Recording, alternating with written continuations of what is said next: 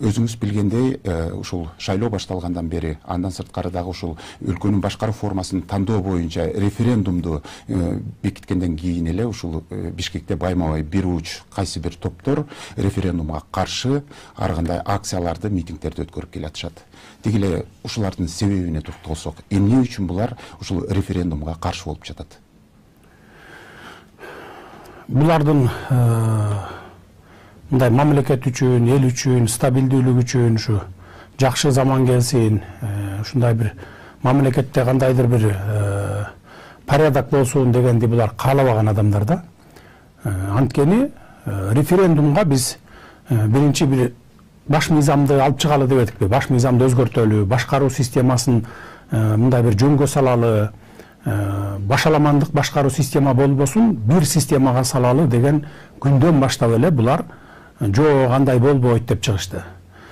Президенттик башкаруу кылалы дегендечи. Анткени парламенттик башкарууну мына 10 жыл көрдүк, 10 жылда мамлекетти сазга батырып таштабады баары тең. Анткени бир башчы жок, 120 депутат башчы болду, премьер өзүнчө башчы болду, президент өзүнчө башчы болду. Ошонун кесепетине мына бүгүнкү мамлекетибиз экономикалык жактан, саясий жактан, ички тышкы саясат жактан сазга батып калды. Ошону жок кылалы деп биз президенттик башкарууну кылалы, бир башчы болсун, ичкиби, тышкыбы саясат болбосун, экономикалык жактан болбосун, жанагындай орчундуу ушундай маселелер жаралганда бир киши мойнуна алсын деген саясатты булар жокко чыгарабыз деп чыгышты да. Жок андай болбойт деп. Анан андай болбосо, анда булар эми парламентаризм деп чыгып атпайбы, ошо референдумга каршы дегендерчи.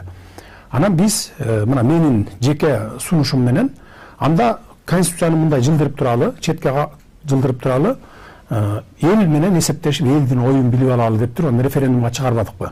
Парламенттик башкаруу болсунбу же президенттик башкаруу болсунбу деп. Анан булар ушуга да каршы болуп атпайбы?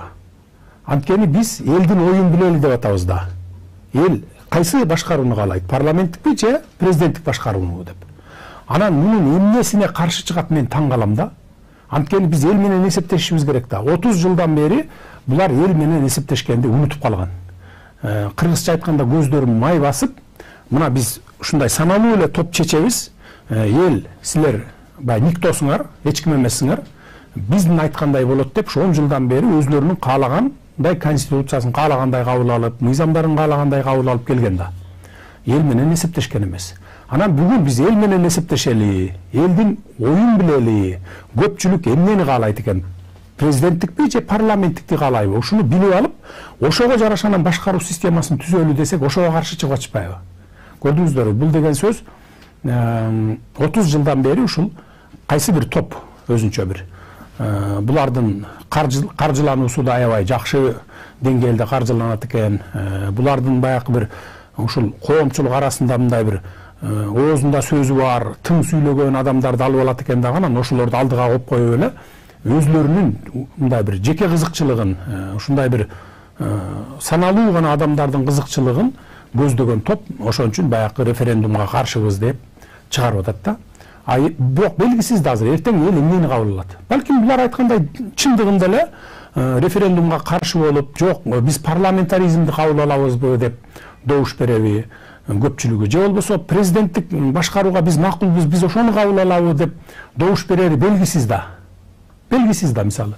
Анан ошон үчүн биз мен ойлойт айтайын дегеним ушул референдумга каршыбыз, анан парламентаризмди жактайбыз деп чыгып аткандар, булар менин оюмча да, жеке оюмча, бул аз гана бир мындай бир узкий кызыкчылыктын көздөгөн адамдардын эле тобу да булчу.